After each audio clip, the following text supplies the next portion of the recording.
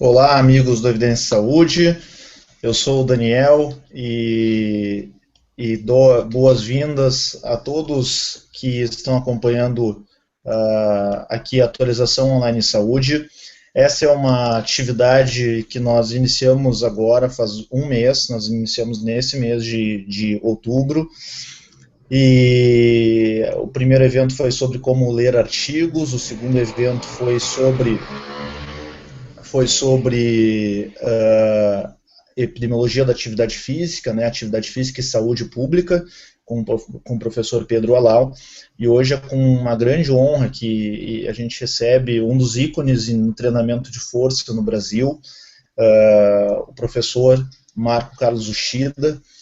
Professor Uchida tem a sua formação na USP, a sua pós-graduação no Instituto de Ciências Básicas da USP, em Fisiologia Humana, no seu mestrado, e Biologia Celular no doutorado, e eu, pessoalmente, tenho acompanhado o professor Uchida há muito tempo. Na minha graduação ainda eu tive a sorte de conhecer e comprar, tá ali atrás, o livro Hipertrofia e Hiperplasia, e desde lá eu admiro muito o trabalho do professor Uchida, do professor Frank Bacurau e desse pessoal da USP. Então hoje a gente tem aqui o Uchida lançando a sua 7ª edição do Manual de Musculação, um outro livro junto com Hipertrofia e Hiperplasia, também escrito por ele e alguns colegas, e ele vai conversar conosco sobre dor muscular de início tardio. Se vocês estiverem acompanhando assim, normalmente a transmissão, para a gente está tudo ok aqui, mas eu só gostaria também, vocês podem dar só um ok no chat, e eu imediatamente já passo a palavra ao professor Uchida.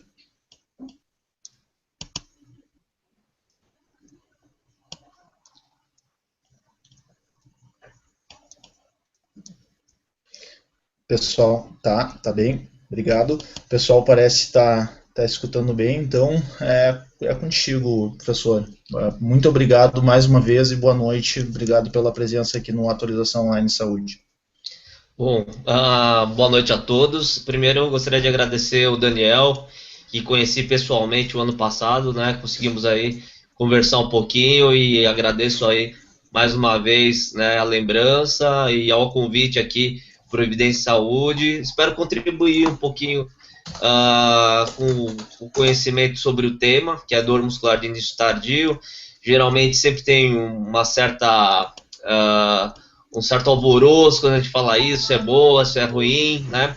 Então acho que vai ser interessante um pouquinho essa nossa abordagem breve, né? Depois eu fico à disposição aí para que a gente possa conversar, ou quem precisar de algum artigo, eu posso compartilhar esse artigo também com as pessoas, né, e com os profissionais que estão interessados, né? Então, agradeço mais uma vez, Daniel, né? Aproveito e agradeço também aí a divulgação do livro, saiu a 7ª edição agora do Manual de Musculação, né? Então, eu e meus colegas, meus amigos, na verdade, conseguimos mais uma vez nesse 10º ano, né, desse título, na verdade, realizar uma nova edição revisada e ampliada. Acho que tá bem legal. Quem se interessar aí depois pode entrar diretamente em contato lá no site da Editora Forte, né? Eu acho que quem tiver interesse lá você pode encontrar, inclusive agora está até com desconto, né? Mas agradeço e acho que eu vou começar então, Daniel. A gente tem um tempo Fica à vontade. relativamente breve, então eu vou fazer o compartilhamento, né, da apresentação junto àquelas imagens que a gente comentou. E então eu vou, na verdade, estou com duas telas aqui no meu computador, então vira e mexe eu vou virar um pouquinho o rosto para vocês, né? Então vou fazer o compartilhamento daqui. Talvez deu certo aí, Daniel? Não. Deixa eu ver, ainda não. Deixa eu dar uma olhadinha se deu certo. Ainda não, Shida. Tu tá ali naquele botãozinho verde já, compartilhando tela inteira? Deixa eu dar uma olhada. Eu vou mudar aqui o lado da compartilhar. E depois eu coloco o modo de apresentação, é isso, Daniel? Isso aí, exatamente. Primeiro compartilha a tela inteira e depois tu trabalha daí.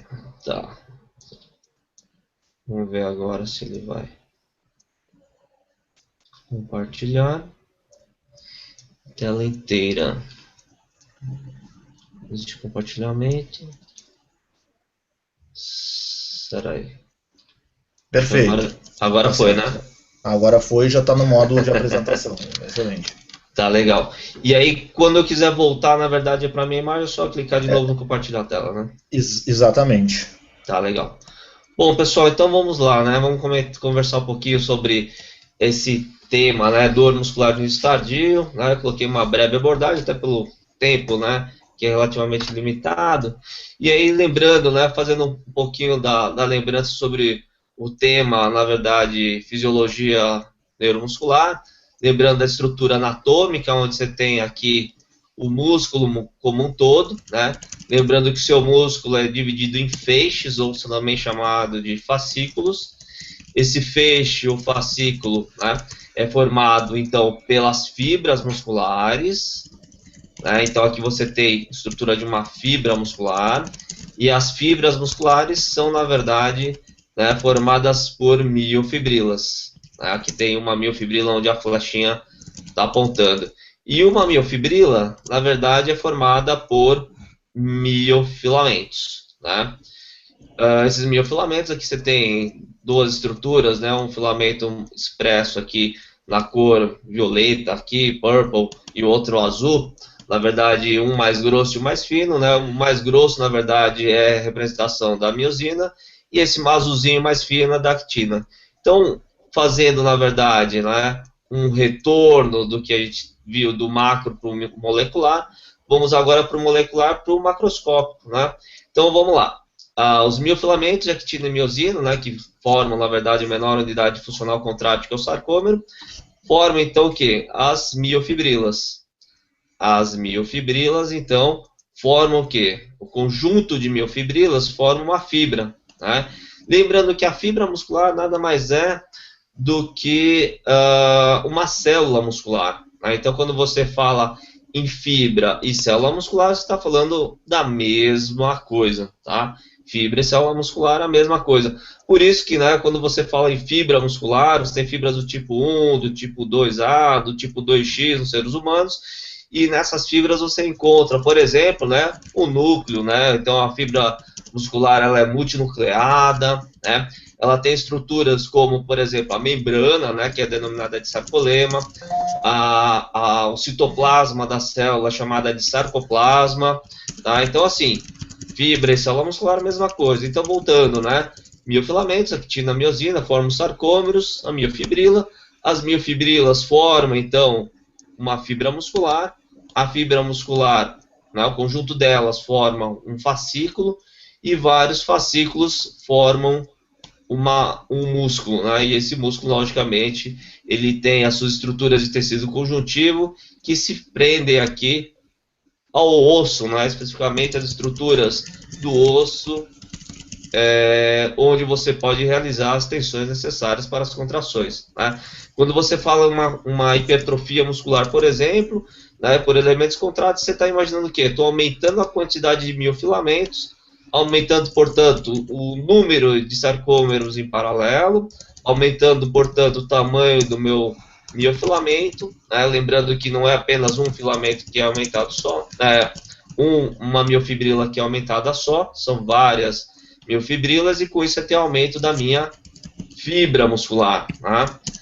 Ou célula muscular. Várias células ou várias fibras musculares aumentadas levam, portanto, ao aumento, na verdade, do meu fascículo. E vários fascículos aumentados, portanto, levam ao aumento do meu músculo. Né? Então, você pode imaginar que você tem uma adaptação de uma estrutura molecular que se torna, depois de algumas semanas ou meses, algo que visível, né, macroscopicamente falando, ou seja, você consegue verificar a dimensão, a morfologia do cara, né, quando você fala, pô, realmente você aumentou a sua massa muscular, mas lembre-se sempre que isso começou de um processo molecular, portanto não é tão simples assim quando você fala em hipertrofia muscular.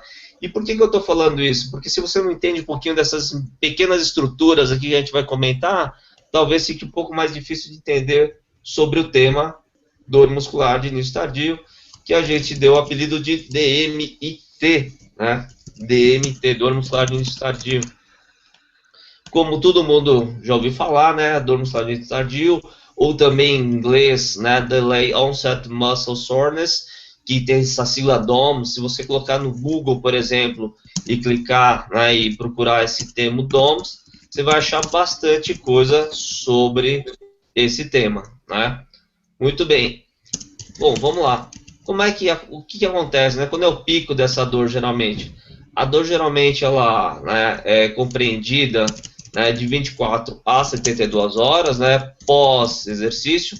Lembrando que essa dor se inicia, geralmente, 8 horas, né, após a sessão aguda de treino, ou seja, você fez esse exercício e, geralmente, o exercício que você não estava acostumado, e você acaba tendo essa sensação dolorosa, iniciando às 8 horas pós-treino, culminando principalmente nas 24, 48 horas após a sessão de treino, né? É constituído, na verdade, né, é representado por uma dor intensa e contínua, sensível ao movimento e à palpação, tanto é que um dos testes realizados é geralmente um teste ligado tanto à palpação, né, quando você faz o toque na região, como o alongamento daquele músculo que foi exercitado, né? E a região também acaba ficando, né, tendo um certo grau de tensão, né, principalmente em função de algumas questões ligadas aos processos inflamatórios, tá? Bom, para isso existem várias hipóteses, né? Até hoje a gente não sabe exatamente qual é a real etiologia da dor muscular de início tardio. Isso é interessante, né? Todo mundo fala sempre em relação a um aspecto apenas, porém é sabido que não é tão simples assim. Existem várias questões envolvidas. Uma delas era essa ideia aqui. A ideia da alta produção de ácido lático, alta concentração de lactato. Até hoje, infelizmente, alguns ainda citam essa questão, né? Porém, claramente, né, é uma teoria da década de 50 que hoje já não é mais, né, colocada como uma das possibilidades reais, né, da etiologia, de uma das etiologias ligada à dor muscular de início tardio, né? Talvez a mais aceita atualmente é a ideia da lesão da fibra muscular. Lembrando que quando a gente fala em lesão da fibra, você está falando em o quê? Lesão da célula muscular, né? Então, e aí, o que caracteriza geralmente a lesão da fibra ou da célula muscular? Geralmente, quando você fala em lesão da fibra ou célula muscular, você se refere à lesão com rompimento, né, do sarcolema. Lembra do sarcolema? O sarcolema é a membrana da fibra muscular, né? E com seu extravasamento de proteínas internas, né, que são, na verdade, liberadas aí para a parte extracelular, e o que pode ser registrado, na verdade, com marcadores bioquímicos da lesão muscular, como, por exemplo, atividade de creatina quinase, lactato desidrogenase, que estão, né, em grande quantidade dentro da célula, e quando você tem algum tipo de lesão, isso acaba sendo extravasado para o extracelular, e com isso você consegue, né, identificar que houve alguma perturbação nessa estrutura da fibra ou célula muscular, né? Eu vou comentar com vocês ainda que essa lesão, ela acontece muito mais em pessoas, né, que não estão acostumados à prática da atividade física ou do exercício físico, principalmente. Vale lembrar ainda que essa lesão, ela pode ser pelo estresse mecânico da ação muscular, né, que a gente vai comentar um pouquinho, mas também tem uma hipótese ligada a um estímulo metabólico que leva à lesão muscular e que também acomete, né, essa sensação dolorosa, né? Curiosamente, eles falam que, por exemplo, a lesão muscular causada, né, por tensão muscular, por um excesso de carga, uma ação mecânica intensa, ela geralmente acaba tendo uma repercussão dolorosa de 24 a 48 horas, ou seja, nas primeiras 24, né, ou 48 horas é onde você tem o pico da sensação de dor. Por outro lado, quando você fala de um estímulo metabólico levando à lesão muscular, você acaba tendo a repercussão da dor, principalmente nas primeiras 24 horas após a sessão de treino, né? Então, é interessante, a gente vai comentar um pouquinho e a gente pode, de repente, falar um pouco mais sobre essa questão, né? Outro dado interessante é a questão da lesão do tecido conjuntivo, que é pouco comentado, né? Como a gente viu anteriormente, não sei se vocês lembram, mas todas aquelas estruturas, né, contráteis que a gente comentou, principalmente quando você fala da fibra muscular, você tem estruturas de revestimento, como por exemplo o endomísio, né, o epimísio, e todas essas estruturas acabam também, né, em função da alta solicitação mecânica, né, tendo lesão. E essa lesão acaba culminando, por exemplo, né, em processos inflamatórios. Tanto a lesão da fibra muscular como o tecido conjuntivo podem levar ao processo inflamatório, né?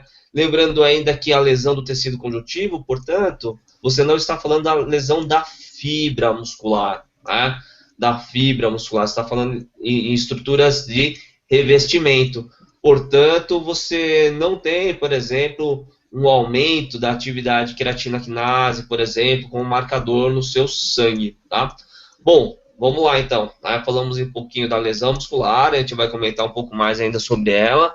Falamos aí da possibilidade dessa lesão não ser apenas da fibra ou da célula muscular, mas também em função de um estresse mecânico excessivo, a lesão do tecido conjuntivo e ainda a repercussão inflamatória, né?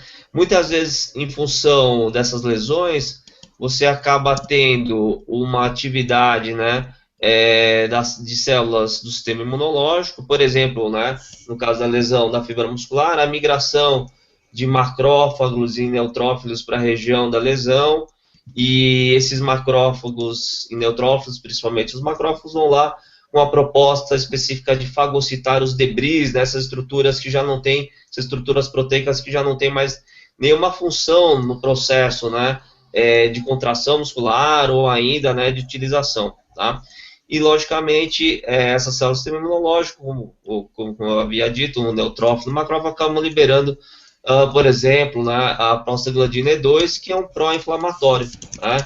E essa prostaglandina E2, ela acaba levando, né, juntamente com outras substâncias, como substância P, histamina, varicina, a situação de inchaço, de edema, tá? Então, não é estranho você falar, às vezes você está lá com o seu aluno de academia, na primeira semana ele começa, você faz um treino para ele um pouquinho mais intenso do que o devido, talvez, para um aluno iniciante ou um praticante iniciante, e ele acaba ficando dolorido, né? Tudo bem, fica dolorido, não muito, até que não tem nenhum problema, né? Mas a questão é que ele se refere na semana seguinte e ele fala assim, pô, professor, é incrível, esse seu treino é bom mesmo, inclusive meu braço está maior. E por incrível que pareça, ele está maior mesmo, né? Mas não maior em função de uma hipertrofia por elementos contráteis, mas principalmente por uma questão inflamatória, tá? Então, por incrível que pareça, esse aumento, que a gente às vezes pode acreditar que ele seja insignificante, ele pode gerar de 10 a 15% da área de secção transversa, né? Então, você pode imaginar que determinadas circunferências pode aumentar 3 centímetros ali, dependendo do edema que foi realizado. Inclusive, esse edema acaba sendo um dos marcadores de lesão muscular, tá? Então, pensa o seguinte, você teve uma lesão, você teve uma inflamação, teve liberação de produtos, na verdade, né, que acabam sensibilizando os neurônios de dor, os nossos receptores, como a prostaglandina E2, que agora mais sensíveis tanto, né, a outras estruturas bioquímicas, outros produtos bioquímicos, acabam estimulando os nossos receptores, os receptores de dor, levando essa informação para o sistema nervoso central, ou para, né, estruturas que acabam registrando, né, essa agressão sobre o tecido periférico, né?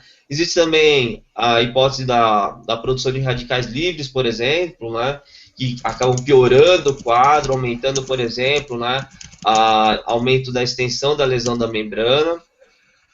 E ainda, né, os espasmos musculares, né, por isquemia e acúmulo de metabólitos.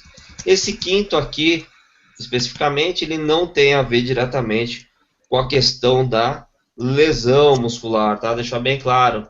Tá? Então, existe, por exemplo, um trabalho do professor Toshio Moritani, na Universidade de Kyoto, que ele mostra, na verdade, exercícios de alongamento após, né, após o treinamento de força, diminuindo a sensação de dor no dia seguinte, né? Ou seja, diminuindo o DOMS, né? Ou o CDMT. Mas lembrando que essa hipótese, na verdade, esse trabalho se refere à questão do espasmo e não se refere a essa questão da lesão da fibra muscular ou da lesão do tecido conjuntivo, né? Esse trabalho do professor Moritani, ele faz um trabalho de alongamento, se eu não me engano, de 3 séries de 40 segundos para musculatura de trícepsural, panturrilha, né, após o exercício.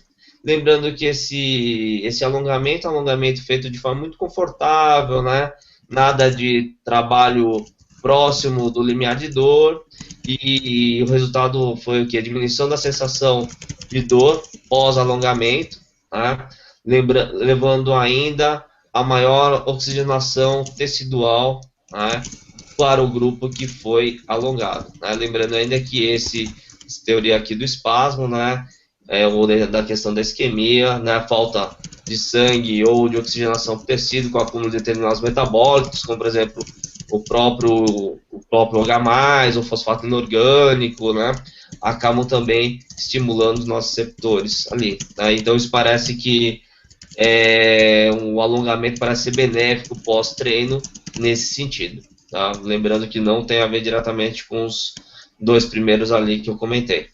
Aqui um exemplo, né, do que a gente comentou agora, os produtos que acabam estimulando o receptor, né, de dor tipo 3 e 4 e levam essa informação para o seu cérebro, né? Ou seja, essa dor, teoricamente, que você está sentindo é sempre registrada pelo seu cérebro, né? Ou seja, se você tiver qualquer intromissão numa dessas vias ascendentes, você acaba não tendo a percepção de dor, né?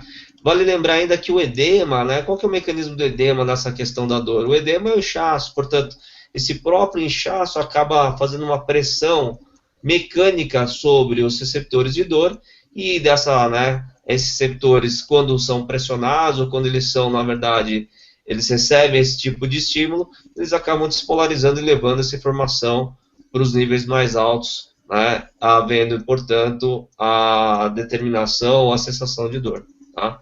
Bom, em relação à questão ainda ligada às ações mecânicas de alta intensidade, predominância das ações excêntricas, a gente vai falar, né, o que geralmente acontece? O rompimento do sarcômero, né, principalmente nas fibras do tipo 2, tá?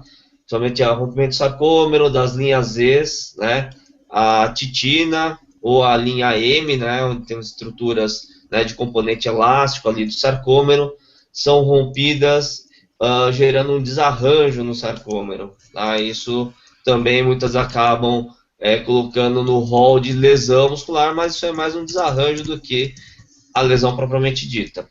A lesão é registrada através, né, desse rompimento da membrana da célula, rompimento dos túbulos T ou túbulos transversos, lembrando, né, que os túbulos T ou túbulos transversos são por onde, na verdade, os potenciais de ação trafegam, né, até o retículo sarcoplasmático, né? Então você tem o motoneurônio que libera ali acetilcolina na membrana, através da ligação da acetilcolina junto aos seus receptores na membrana da célula, inicia-se então, né, a despolarização. Essa despolarização passa pela membrana, túbulos transversos, atingindo o retículo sarcoplasmático, né? No retículo sarcoplasmático, através dessa estimulação, você tem a liberação de cálcio, que a gente vai falar muito daqui a pouco, tá? Então você percebe que você tem um rompimento de várias estruturas importantes para a contração muscular. Portanto, quando você fala em lesão muscular, né, você fala, tem dor muscular no início tardio e tal, e geralmente a causa, né, dessa foi a lesão, você pode ter certeza que uma das questões que vão ficar em déficit é sua força.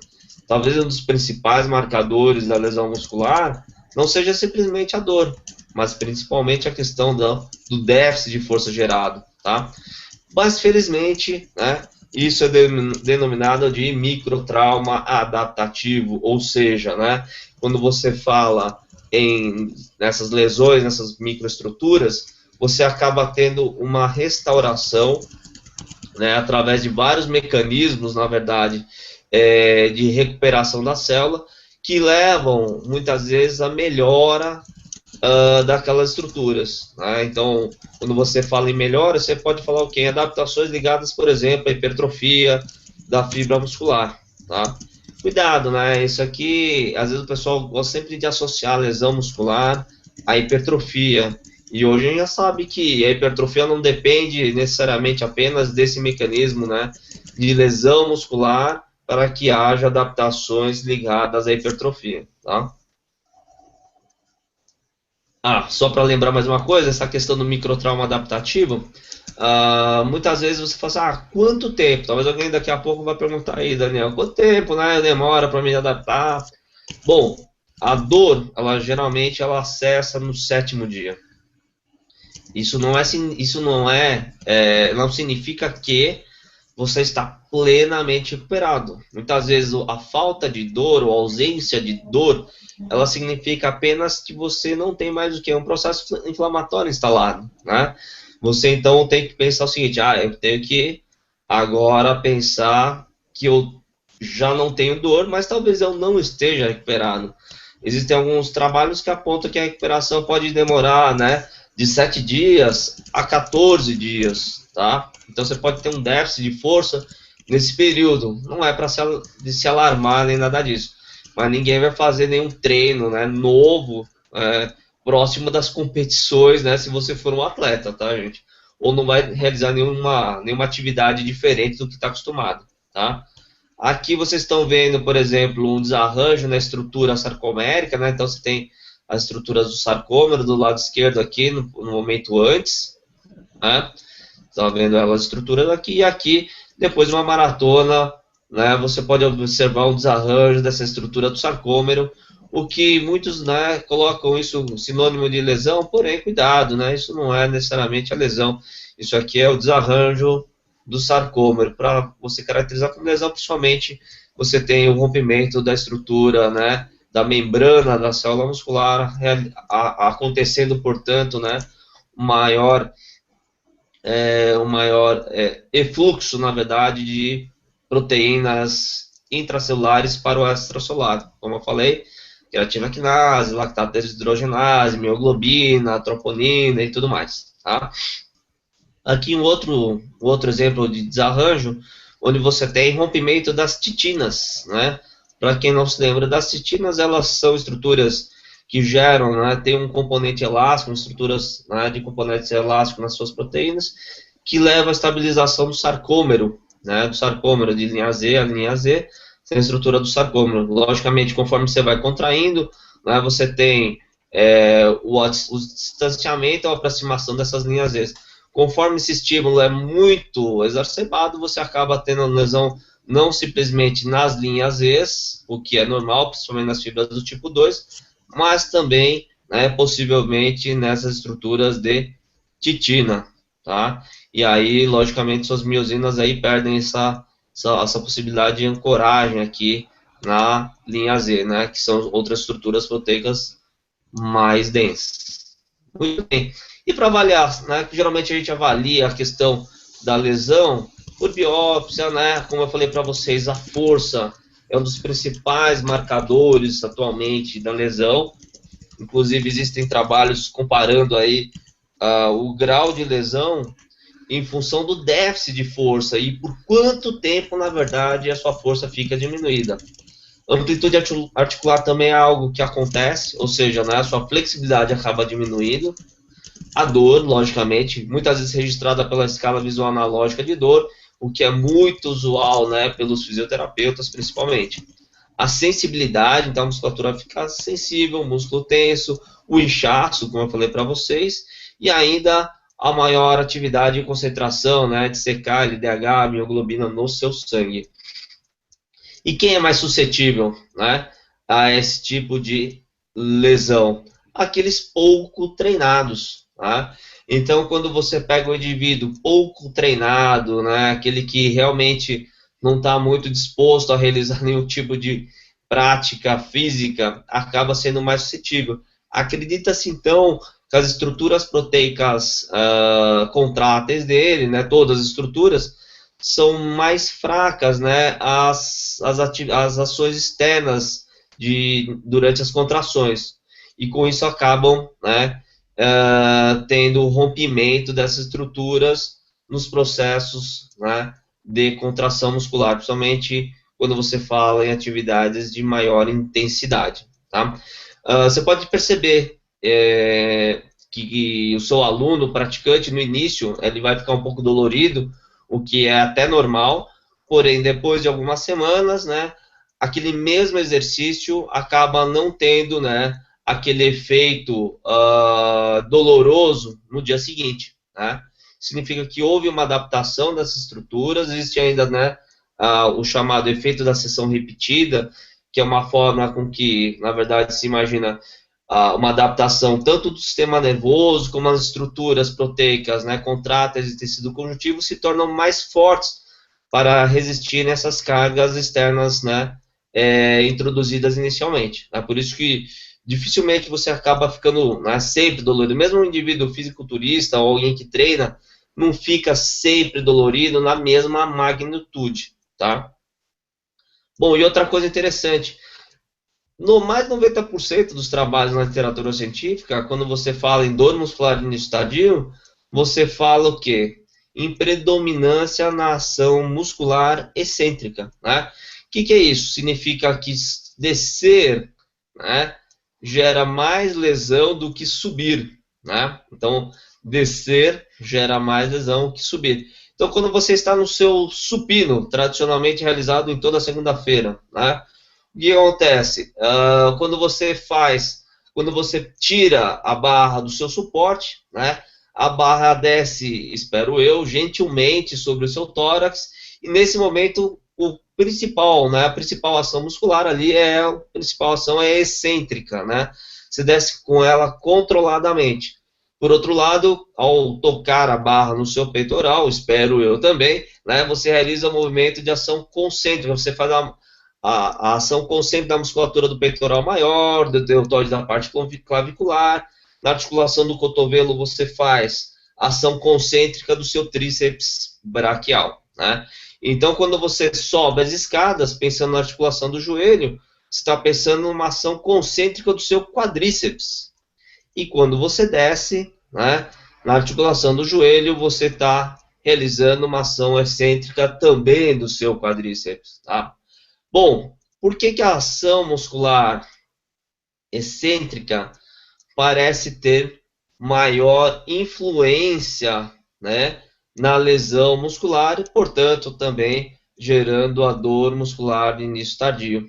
Principalmente em função dessa questão aqui. A ação muscular excêntrica, você geralmente realiza, né? Você trabalha com menos unidades motoras em ação. Bom, recordar é viver, né? Vamos lá lembrando um pouquinho de fisiologia neuromuscular. Quando você tem aqui, por exemplo, representação do lado direito de vocês, motoneurônio 1, né? Que é cor vermelha.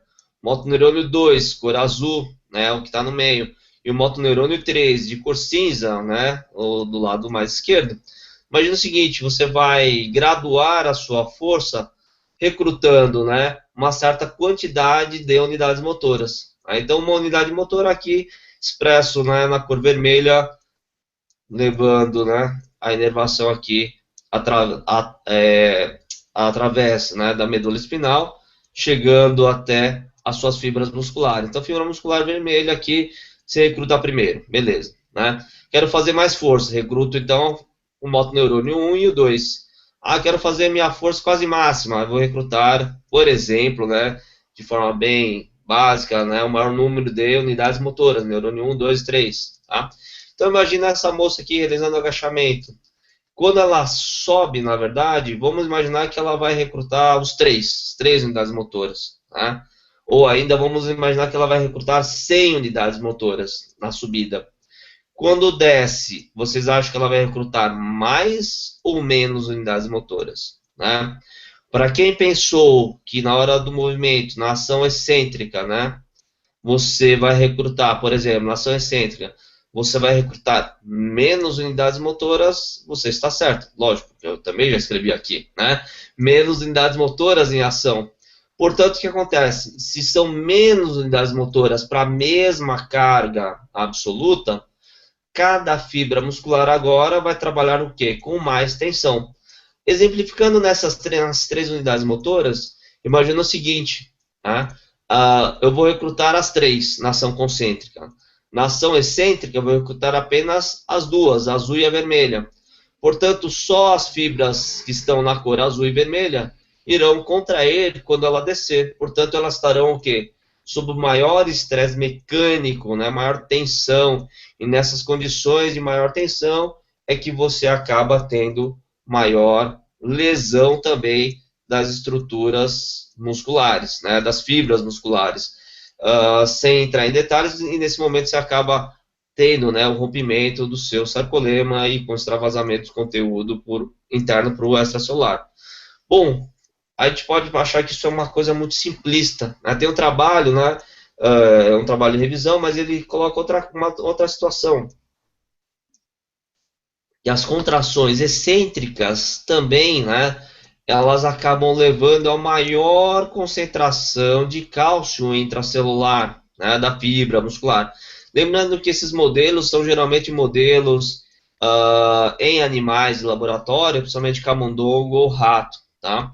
E um trabalho isométrico, de contração isométrica, durante as contrações você tem um aumento das concentrações de cálcio intracelular, mas logo depois você tem uma diminuição, né, gerando, nas 24 horas já, o retorno aos valores de base. Por outro lado, o aumento das concentrações de cálcio intracelular, ele se eleva nas atividades de contração excêntrica e permanece por um período maior, perdurando aí até 48 horas, né? Não se sabe exatamente quais os mecanismos, na verdade, de diminuição desse cálcio. Bom, alguém pode perguntar, e daí? O que tem a ver com cálcio, com a lesão, né? O cálcio, na verdade, ele acaba sendo um estimulador de calpaínas. As calpaínas, elas levam, estimulam os processos de degradação proteica, né, levando à proteólise. Então, cálcio é bom na medida certa, né? Se não tiver cálcio, não tem contração, mas se tiver cálcio demais, você acaba estimulando essas proteases, né, as calpaínas proteases, e com isso aumentando a degradação proteica, estimulando ainda, então, as lesões, né, em função da alta concentração de cálcio, né? Esse aqui é um exemplo clássico, né, treinamento negativo. Só para vocês lembrarem aqui, vai ter um áudio que eu estou falando, não dei muita bola, mas é um trabalho 110% de um RM, tá? Então, como eu havia dito, você desce controladamente na ação excêntrica, e aí fazendo 4 repetições, falando de novo.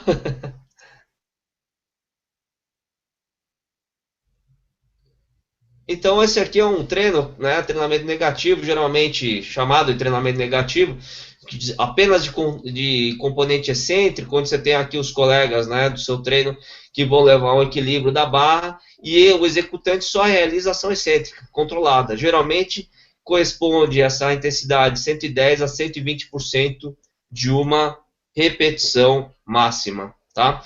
Bom, pensando naquela questão da tensão. Bom, e aí você fala assim, e o ciclista, né? O ciclista, o nadador, tal, basicamente ele não tem ação excêntrica, tá? E aí você fala, pô, mas eu sou ciclista e eu fico muito dolorido depois que eu faço uma grande jornada, né, de pedal. Bom, quais as possibilidades, né, ligadas a essa questão? Uma proposta do modelo metabólico de lesão muscular, olha interessante. Alta atividade para síntese de ATP, logicamente, alta atividade oxidativa, né? Seja utilizando o seu glicogênio muscular ou ainda, né, a utilização de ácidos graxos. Porém, existe um momento onde há uma queda nas concentrações de ATP, muito associada pela depressão de glicogênio muscular.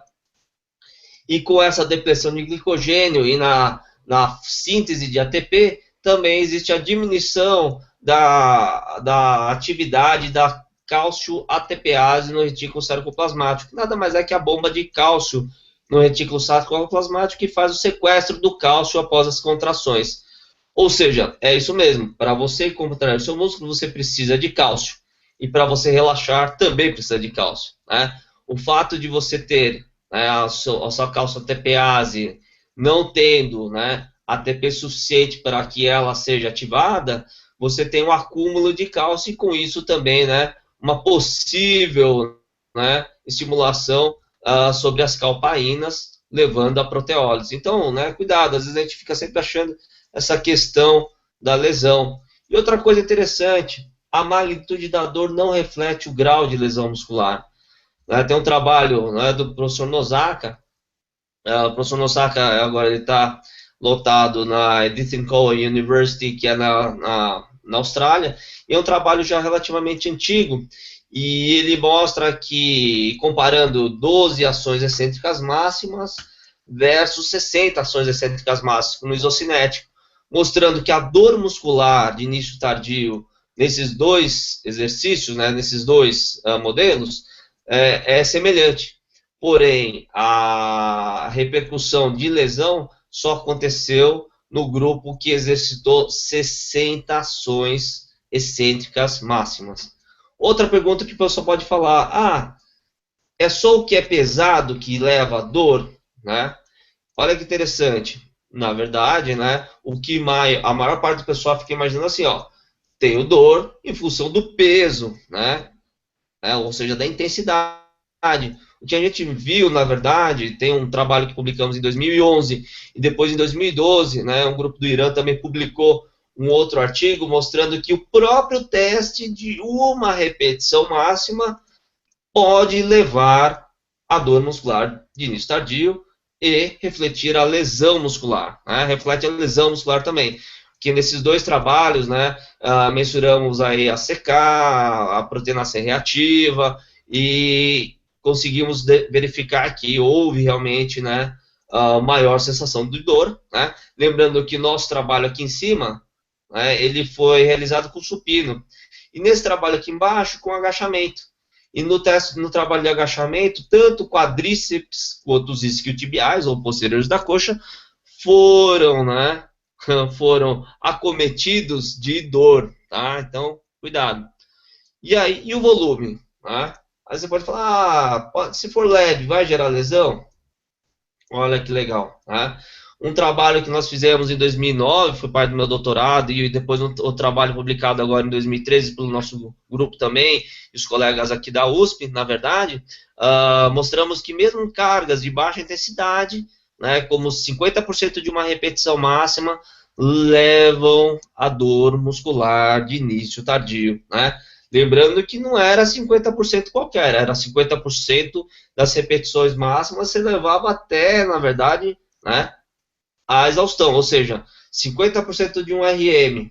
Quantas repetições você geralmente faz? Umas 20, por exemplo? Então, nosso treino foi baseado, na verdade, em 4, 5 séries de 20 repetições máximas, né, nesse trabalho de 2009. Nesse trabalho aqui de 2013, realizava 50% de um RM, porém, levava-se até a exaustão, havendo, portanto, uma diminuição do número de repetições conforme as séries. Tá? E o que fazer para diminuir a dor muscular de início tardio? Bom, gente, treinar. Não sei se é bom ou é ruim, mas assim, só na verdade a adaptação ao treinamento vai gerar o quê? Essa diminuição, né, gradativa, ou seja, o fato de você treinar acaba levando, né, ao fortalecimento daquelas estruturas, tecido conjuntivo, ou músculo esquelético, e a adaptação do sistema nervoso, diminuindo ainda, né, essa questão da fragilidade da célula muscular e das estruturas do tecido conjuntivo. Tá? Bom, e aí? Será que precisa de hipertrofia, de dor para hipertrofiar? Hoje já se sabe que não. Tá? Então, cuidado. Aquela ideia de no pain, no gain deve ser vista com cautela, já que a gente sabe que não precisa necessariamente de dor muscular de tardio para que haja hipertrofia. E aquele próprio trabalho do Nosaka de 2002, se não me engano, mostra que a magnitude da dor não significa, né, necessariamente aumento da lesão muscular, né? Chegando às considerações finais, lembrando que o principal autor aí das lesões da dor muscular de início tardio geralmente são as ações excêntricas, né? Gerando processo inflamatório, lesão da fibra tecido conjuntivo, tá? Algumas ações relacionadas à tensão e à parte metabólica, né? Bom, para quem é corredor, para quem é nadador, ciclista, na verdade a dor muscular de início tardio parece não ter um efeito, né, com o treinamento na questão de diminuição da lesão, né, por estímulos metabólicos, tá? E outra coisa que é bom deixar claro, não significa necessariamente que a hipertrofia muscular, né, dependa apenas desse mecanismo, né, de dor muscular de início tardio e lesão, tá? E aí agradeço aí essa minha breve apresentação, que foi até passou do tempo, Daniel, mas agradeço, meu e-mail é esse aqui. Quem quiser ficar meu amigo do Facebook também, como o Daniel também é, já fica à vontade aí pra gente trocar ideia também, tá? O xdmc@gmail. Vamos lá. Excelente apresentação, Shida. Nossa, a gente está num pico de audiência aqui com vários, acho que eu tenho mais de 40 perguntas aqui, vários comentários. Eu vou começar a te enviar elas, e aí tu pode ir respondendo. Na verdade já estão todas copiadas aqui, eu só vou colando para ti. Mais uma vez eu agradeço, assim, a gente está só pelos comentários, depois tu vai ter a oportunidade de ver isso no site, mas daí tu vai ver como o pessoal está interagindo aqui. Teve um colega que chegou a desligar o som da academia e deixou rolando a palestra na academia, o pessoal parou de treinar para dar uma escutada. Então as perguntas já estão sendo coladas aí para ti, e tu fica à vontade para ir respondendo as que tu conseguir. A gente vai ter aí uns 10, 15, 20 minutos, o que tu quiser, para resposta de questões, e aí tu pode ficar à vontade. Tu tá vendo o nosso bate-papo aí, as perguntas? Isso, estou vendo aqui. Tem acho que do Vitor Gasparini, pergunta: magnitude, intensidade, tempo de contração, estímulo mecânico está diretamente relacionado com o aumento da lesão miofibrilar e estresse metabólico. Vamos lá, né? A magnitude, intensidade do estímulo mecânico diretamente relacionado com o aumento da... Então aquilo que eu havia comentado, né? Infelizmente, assim, quando a gente fala em artigo científico, tá tudo dentro do laboratório, muito controlado, né? Mas pelo que a gente conseguiu observar, é o seguinte: quando você fala da questão do estresse mecânico, por exemplo, você está falando não só da intensidade, não só da carga, né, mas também do volume. Por exemplo, no meu trabalho de doutorado, o que a gente viu? A gente comparou 4 modelos, né, 4 intensidades: 50%, 75%, 90% e 110% de uma repetição máxima. E, na verdade, né, o 110% da ação máxima de um RM era, na verdade, o controle positivo, diríamos assim, né, porque só ação excêntrica, 110%. O que a gente percebeu? Você pode imaginar, então, conforme o aumento da intensidade, maior lesão. Não, como a gente equalizou a tonelagem total, ou seja, todos os componentes dos 4 grupos levantaram 2.000 quilos, né, ou 2 toneladas aproximadamente, o grau de lesão foi meio que semelhante, tá? Diferenciado basicamente no grupo 110%, mas comparando 50% com 90%, não estatisticamente, logicamente, o 50% parece que foi até mais agressivo do que o 90%. E essa questão do estresse metabólico, ele acaba se incidindo muito em função dos trabalhos aeróbicos de longa duração, onde se instala a fadiga, né, pelo que a literatura acaba demonstrando, né, apresentando muito mais em relação à fadiga, tá? Vamos lá. O Márcio pergunta: o alongamento pós-treinamento de força aumenta realmente as microlesões musculares? Essa é uma boa pergunta, eu acho, viu? Bom, vamos lá. Vamos lá, Márcio. Deixa eu me conectar aqui de novo. Mas olha só que interessante. Nós fizemos um trabalho, foi um trabalho piloto ainda, com alongamento, indivíduos que não eram treinados, tá? e fizemos treinos de alongamento intenso. Fizemos 6 séries de 30 segundos, com intervalo de 30 segundos entre as séries, tá? Então, 6 séries de 30 segundos, com intervalo de 30 segundos entre as séries. Qual que era a intensidade? Acima do limiar de dor, tá? Então, geralmente o pessoal fala em mild discomfort, né? Um desconforto leve. A gente colocou o indivíduo para alongar a parte posterior da coxa, empurrando o alongamento estático passivo no seu máximo, tá? Comparamos com outro grupo, que era um grupo de alongamento ativo, ou seja, dinâmico e ativo, de certa forma balístico, e a gente verificou o seguinte: os dois grupos, na verdade, em relação aos dois grupos, quem apresentou maior indicador na apresentação, né, da sensação de dor e marcadores bioquímicos de lesão, foi o grupo dinâmico. Mesmo fazendo trabalho estático em altíssima intensidade, sem treino prévio, né, sem treinamento de força prévio, ele apresentou, na verdade, não apresentou grandes indicadores de lesão. Tá? Então, acho que é isso aqui. Eu não sei se era isso que você queria, mas acabei vendo isso aqui. Tu pode ir dando uma explorada aí, tá? Que tem várias perguntas aqui tem mesmo. Tu pode ir dando uma explorada até se conseguir reunir uma ou duas, enfim. Tá legal. Fica à vontade. Bom, vou pegar esse aqui da Luciane, acho que eu a conheço. Comecei agora a praticar pilates, porque sinto dor em músculos que teoricamente não foram solicitados durante o movimento. Muito interessante, né? Lembrando sempre que às vezes você tem você contrai músculos, né, os motores primários ou agonistas primários, porém sempre você acompanha também nessa contração, tanto na concêntrica quanto excêntrica, os músculos sinergistas, né, que vão trabalhar também acessoriamente.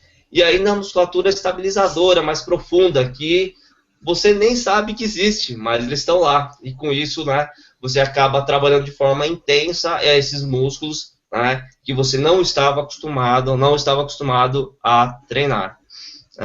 Vamos lá. Deixa eu ver mais alguns aqui. Bom, a crioterapia pós-estresse muscular utilizada em atletas retarda de fato a dor muscular no início tardio? Caso sim, como esperado, quais os mecanismos fisiológicos? Então, Vitor Hugo, de Goiânia, né? Tive até o ano passado, estivemos, na verdade, né, em Goiânia no ano passado, e essa questão da crioterapia ainda fica meio em suspensão. Tem alguns pesquisadores que colocam como sendo eficiente, realmente, né, diminuição da lesão, mas a maioria dos trabalhos não aponta uma grande melhora. Inclusive, tem um trabalho de um colega meu da Austrália que ele mostra o seguinte, Vitor Hugo, em relação aos marcadores de lesão muscular, não houve melhora, tá? Mas em relação aos aspectos psicológicos, né, houve uma melhor resposta, ou seja, eles se sentiam bem quando realizavam esse tipo de procedimento. E como você sabe, na verdade, a gente, para realizar qualquer atividade, parte, né, da nossa vontade, né, ou seja, né, da nossa motivação. E parece que para esses atletas acabou sendo importante. Eu conheço alguns preparadores físicos de futebol profissional aqui em São Paulo, que eles fazem o seguinte: eles não obrigam o atleta a fazer, na verdade, a imersão, né, nas banheiras com água fria. Fica à vontade para o atleta que se sente, né, motivado a realizar. E parece que com esses, parece que existe um certo resultado. Não é nada, né, diríamos assim, científico, mas acaba sendo interessante, porque aquele que é obrigado a entrar na água gelada, ele já não vai com boa vontade, né? Então talvez isso é uma coisa para a gente, na verdade, repensar. Tá? Uma pergunta aqui do Queiroz: qual ação muscular gera mais hipertrofia muscular, concêntrica ou excêntrica?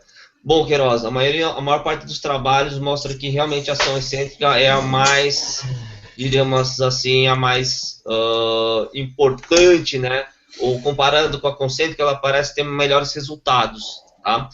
Mas lembra o seguinte: nosso treino é sempre baseado numa ação dinâmica, né, concêntrica e excêntrica, né? Dificilmente você vai fazer um treino simplesmente excêntrico. E esses modelos experimentais, Queiroz, tem que deixar bem claro, ele é assim: ou é concêntrico ou é excêntrico. Não é concêntrico e excêntrico, né? Então, esse é um problema, porque o nosso treino não é fatiado, né? Isso é mais para você entender os mecanismos e você falar, ó, realmente importância. Mas aproveitando a sua pergunta, acho que vale a pena a gente destacar o seguinte, que o nosso praticante, aluno de academia, ele deva realizar o movimento ou ação muscular excêntrica de forma controlada, né? Então você fala da rosca direta, bom, beleza. O pessoal sobe rápido e desce rápido, né? Ou seja, não aproveita nem a concêntrica nem a excêntrica direito. Então que ele suba rápido, vai. Mas que ele desça, né? Faça ação excêntrica controlada, contando pelo menos seus 2 segundos, né? Então que cada repetição dure em média lá seus 3 segundos. Né? 1 segundo de concêntrica e talvez 2 de excêntrica, porque não é uma coisa realmente... Quando a gente vê na academia, né, de ginásio, trabalhei muito tempo na companhia atlética e em outras academias também, a gente percebia que o pessoal, né, em todas as academias que eu trabalhei, o pessoal desce rápido, você vai ter que instruir lá, ó, desce devagar, né? Faz a ação sendo controlada. Talvez, muitas vezes, a gente não saiba por que está falando, mas depois da aula eu espero que vocês saibam responder, né? Bom, vamos lá. Tem o do Fabrício Del Vecchio, vamos lá. Professor Shida, você acha que os achados do grupo do Phillips, como as pesquisas do Bird, podem ser transladados para a prática cotidiana dos exercícios resistidos? Bom, Fabrício, eu primeiro preciso ver os artigos aí para poder comentar com você, né? Não posso falar sem dar uma olhadinha neles com mais detalhes, né? Bom, tem mais alguma coisa aí? Tem várias, a gente tá segurando até um pouquinho, mas a gente vai até, vamos mais uns 5 minutos de repente, o Chico? Tá bom, beleza. Pode ser? 5 minutos acho que é um tempo ok. Tá bem. Pra poder jantar também ainda hoje. Bom, Ricardo, a quantidade de CPK, né, de creatina quinase aumentada, está relacionada com a hipertrofia muscular? Bom, Ricardo, nunca vi nenhum trabalho mostrando isso, até porque, na verdade, a atividade enzimática de creatina quinase, ela é um marcador agudo.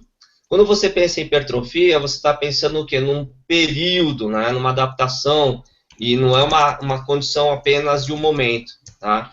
Então, nunca vi nenhum trabalho mostrando, tentando relacionar. Até porque, Ricardo, quando a gente pega um treino de forma crônica, não é como o treinamento da academia, a tendência é da CK ela ir diminuindo, né? Porque as estruturas agora elas estão mais capacitadas a trabalhar com maior tensão, né? Fora as adaptações neurais que existem, fora as adaptações do tecido conjuntivo também que existem, então esse tipo de lesão já não vai mais ocorrer, tá? Então é bom deixar claro. Se você for pensar, né, treinos como um triset, por exemplo, um biset, né, não são treinos que têm a característica de um estímulo mecânico ou de uma ação mecânica muito intensa. Por outro lado, não dá para você fechar os olhos e falar que eles não gerem, né, ou não levem adaptações de hipertrofia. Agora, muitos trabalhos com oclusão vascular, né, usando aquela metodologia japonesa do Kaatsu, na verdade, mostram adaptações morfológicas, né, hipertrofia muscular, e adaptações funcionais, melhora da força. Tá? Tem um trabalho dos colegas aqui da Escola de Educação Física e Esporte da Universidade de São Paulo, da USP, do Laurentino, que mostra, por exemplo, né, a diminuição da expressão, né, de miostatina, que na verdade é um regulador negativo da hipertrofia muscular. Então, assim, você pode imaginar que algum fator metabólico acaba também levando ao aumento, né, da síntese ou diminuição da degradação das estruturas musculares também, né? Então, acho que para deixar claro que não é só a questão da lesão, né? Francesco, a maioria das vezes, indivíduos obesos já apresentam um processo inflamatório crônico, como esse tipo de população responde à dor muscular no estadio? Boa pergunta, viu, Francisco? Na verdade, eu acho que, pensando nessa questão inflamatória, talvez até pior, porque realmente ele já apresenta um quadro inflamatório. Mas em relação à dor muscular no estadio, eu não sei te responder. Amanhã nunca vi, na verdade, nenhum trabalho específico sobre DOMS e obesos especificamente. A maioria dos trabalhos que a gente lê na literatura são trabalhos com indivíduos rígidos, né, são saudáveis, não obesos, geralmente com IMC relacionado, né, à não obesidade ou ainda, né, as condições musculares mais preparadas para o treino também. O Adriano, esse tipo de 1RM ainda vai, teste de 1RM, professores fizeram estudos em cima desse teste, tiveram diferentes repetições entre alguns membros inferiores com superiores, onde fazemos mesmo, se fazia uma... bom, é verdade. Ô, Adriana, o teste de 1RM, eu vou só para deixar bem claro, o teste de 1RM é bom para quê? Para medir a força, entendeu? Mesmo assim, o teste de 1RM deve ser realizado com uma certa familiarização, ou seja, se você for pegar o seu aluno de personal e medir a força através do teste de 1RM no supino, a primeira vez ele nunca fez, com certeza ou provavelmente os dados que você vai coletar não são os melhores, tá? Seria que repetir alguns artigos, né, alguns autores sugerem que você realize de 2 a 3 familiarizações previamente, né?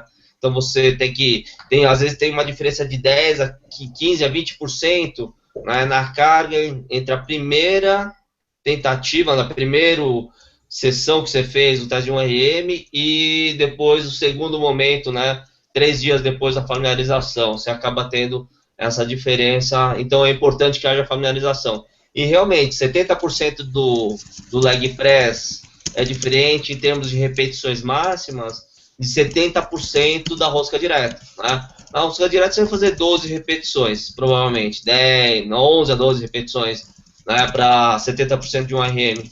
Quando você faz 70% leg press, você vai realizar, por exemplo, 30 repetições ou mais, 40 repetições. Né? Lembrando, então, que o teste de 1RM, para você prescrever, talvez não seja melhor, mas para você prescrever potência, trabalhos de potência e medir a força, acompanhar a força do seu atleta, praticamente é bem-vindo. Né? Aí a última, Carlos Jorge, leucina tem um importante papel na diminuição da DMT. Olha lá, não sei, viu, Carlos? Na verdade, assim, o que tem muitos trabalhos com leucina são esses trabalhos voltados aí para os processos, né, de síntese proteica. Tá? Tem um trabalho que saiu agora em 2013 mostrando a ingestão de leucina 20 minutos antes do treino de força, mostrando que isso levava ao maior processo de síntese proteica, né? Comparando, na verdade, mostrando o gasto calórico pós-treino. É interessante, mostra que, logicamente, se o processo de síntese, né, esse turnover está mais acentuado, o processo de síntese está mais acentuado, você tem um gasto calórico adicional, né? Mas em relação à dor muscular de início tardio, eu não sei. Agora, existem hipóteses, por exemplo, né, a utilização de creatina, ou ainda talvez de HM-beta, né? Se bem que HM-beta, na verdade, acaba sendo um subproduto da leucina, mas minimizando a questão da lesão, mas não nos trabalhos, acho que eles não relatam a questão da dor muscular de início tardio, tá? Não mostram a questão de dor muscular de início tardio. Tem até um trabalho no nosso antigo laboratório, lá do CB na USP, Tubarão, que mostrava a questão, acho que do uso de HM-beta ou de BCA, não me lembro agora, né? Minimizando os efeitos de lesão, tá? Mas não relacionado à sensação de dor. Só aproveitando, Daniel, só para... Ninguém perguntou, eu acho, mas acho que vale a pena eu comentar. Eu estava esperando que alguém perguntasse, mas ninguém perguntou a questão da utilização de anti-inflamatório. Acho que ninguém falou, né, de anti-inflamatório. Eu acho que aqui que eu tenha visto, não. Na verdade, a gente tem várias perguntas, eu até peço desculpa de antemão. O professor Fabrício esclareceu que os trabalhos são aqueles relacionados com as 30 repetições máximas, até a falha concêntrica. Até eu coloquei ali os links para o pessoal também, autorizei os links ali para o pessoal conseguir saber isso aí. Enfim, tem o pessoal da USP, tem o pessoal de Goiás, tem o Gomes de Goiás, tem Elba, tem Álvaro, tem várias perguntas que a gente não vai conseguir aqui responder, o William, Thiago, Carlos Jorge, Victor Ferrari, enfim, é um turbilhão que não para de chegar. Só no chat, assim, se a ferramenta do chat não está nos mentindo agora, a gente tem 81 pessoas com o chat aberto, e se o Google não tá errado, a gente tem 207 pessoas online assistindo, então a gente está batendo os recordes aqui, tá, Shida?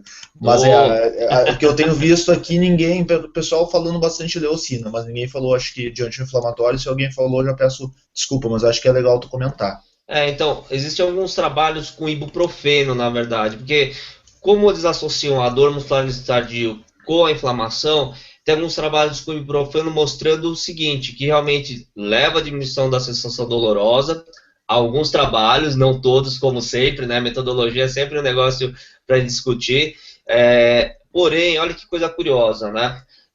Parece que a resposta pós-treino, de forma natural, sem a intervenção dos anti-inflamatórios não esteroidais, como o ibuprofeno, levam a melhor recuperação da estrutura muscular, musculoesquelética. Ou seja, usar o ibuprofeno, né, eles usam antes, durante, depois do treino, acho que era uma coisa assim, mostra que a resposta, né, em termos de hipertrofia e aumento da força, acaba sendo menor do que o grupo que não utiliza anti-inflamatório. Tá? Então, logicamente, isso mostra que o uso crônico do anti-inflamatório parece levar a uma diminuição das respostas, na verdade, principalmente no aumento da força. Tá? Lembro ainda que nem toda dor muscular tardia tem a ver com inflamação. Então, tem trabalhos mostrando também que o uso de anti-inflamatório não diminuiu a sensação de dor. Alguns acreditam que essa questão da não evolução ideal, né, através da utilização de anti-inflamatória tem a ver com a interrupção das vias de síntese de prostaglandina, né, e as prostaglandinas também têm um papel, né, sobre algumas vias, né, moleculares ali que otimizam a síntese proteica. Tá? Então, só porque alguém talvez fale, e se eu usar um anti-inflamatório e tal, parece que não tem, parece não ser tão interessante. A não ser se a pessoa cita dor demais, né? Também tudo é bom ser. Tá certo, Shida. Mais alguma coisa assim, senão acho que a gente, enfim, como eu falei, já até a gente avisou o pessoal aqui, agora estou vendo que acho que o meu colega avisou, o Luiz Fernando avisou o pessoal que a gente vai ter que encerrar em algum momento. Então só queria o teu encerramento, se quiser de novo passar os teus contatos, enfim, se tiver o pessoal de Campinas, certamente também é um pouco mais fácil, né, de acessar e de conhecer o trabalho do professor Uchida. E a coisa boa é que o professor Uchida, ele caminha e dá cursos por todo o Brasil, né? Eu já declaro aqui, a gente tem um interesse de trazer o Uchida para o Sul e ter um curso, né? A gente até em Goiânia comentou em relação a isso, que o Álvaro também está com esse interesse, então agora é mais vivo ainda, né, de desenvolver algo um pouco mais estendido para manter essa qualidade aí que todos aqui, enfim, os comentários são absurdamente positivos em relação à atual. Então, em nome de todos, eu já te agradeço. Depois eu só vou finalizar para dizer para o pessoal onde é que vai ficar a aula, enfim, alguns contatos. Mas, de antemão, te agradeço aí, se quiser dar tuas palavras de encerramento, fica à vontade. Legal. Bom, Daniel, para mim acho que foi super, assim, interessante essa experiência aqui. Eu já tinha dado aula para câmera, mas, assim, nesse esquema aqui foi a primeira vez. Eu achei bem interessante. Eu espero ter atendido aqui, né, dentro do possível, as questões dos colegas, na verdade. Eu agradeço você, né, pelo convite e fico à disposição. O pessoal quiser mandar um e-mail, conversar depois, né, a gente pode discutir. Eu também sempre estou aprendendo, né, com as perguntas de vocês e às vezes quando a gente não sabe, tem que falar que não sabe, não adianta enrolar também, né? Então eu fico à disposição e a gente pode aí buscar as perguntas aí, fazendo novas pesquisas também, quem tiver interesse. Bom, obrigado e boa noite para vocês. Então tá, muito obrigado, Shida. Mais uma vez eu agradeço a todos que participaram. Tem pessoal do Rio de Janeiro, o pessoal está colocando, acho até legal, colocando também junto com o nick aqui nas perguntas as suas instituições. Tem pessoal da Federal do Rio de Janeiro, da USP, enfim. O vídeo do Shida vai estar já a partir de amanhã de manhã no nosso site, então fica no site do Evidência Saúde, tem a seção ali no menu superior, tem a seção de vídeos, assim como o vídeo da primeira aula, que fui eu que ministrei, e da aula do Pedrinho, né, do professor Pedro Alau, eles estão lá também, vocês podem acessar a qualquer momento e observarem. O vídeo vai ficar aqui gravado, vai ficar como uma fonte para vocês, não tem problema, né, Oshida? Não, de modo algum, de modo algum. Então fica aqui no site do Evidência Saúde. Se vocês quiserem qualquer material, assim, eu vou pedir alguns artigos, né, comentados para o Oshida. Então, se vocês quiserem qualquer material, claro que pode mandar um e-mail diretamente para ele. Se vocês quiserem também, podem mandar para atendimento@evidenciasaude.com.br, que o Rafael, nosso assistente, pode enviar para vocês aquilo que for disponibilizado e tiver dentro do nosso alcance. Eu agradeço mais uma vez, convido, o Oshida então já passou o Facebook dele, eu convido, tem a nossa página no Facebook, que é facebook.com/evidenciasaúde. É só entrar, curtir, a gente tenta colocar notícias, comentários de artigos, os vídeos, e a comunicação por lá fica um pouquinho mais frequente. Então tá, pessoal, uma boa noite, um bom jantar a todos, aqueles que estão com fome e não conseguiram comer, e um bom descanso a todos. Muito obrigado mais uma vez, Oshida.